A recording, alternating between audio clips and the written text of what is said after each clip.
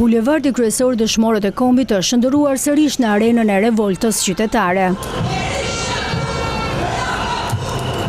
Po të 20 ditë me radhë, qytetarë dhe aktivistë janë bashkuar në një protestë masive kundër qeverisë Rama.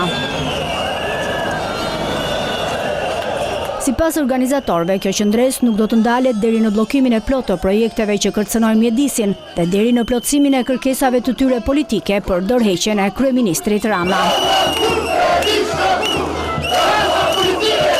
Pas gati 3 orësh protestë para ndërtesës së kryeministrisë, qytetarët marshuan në rrugët e kryeqytetit.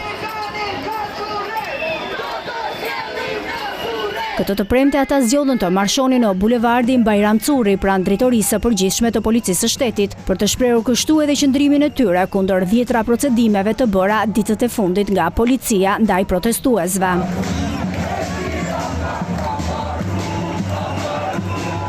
Fundjava pritet të ketë protesta mbar kombëtare për shkak edhe të ardhjes së shqiptarëve nga diaspora.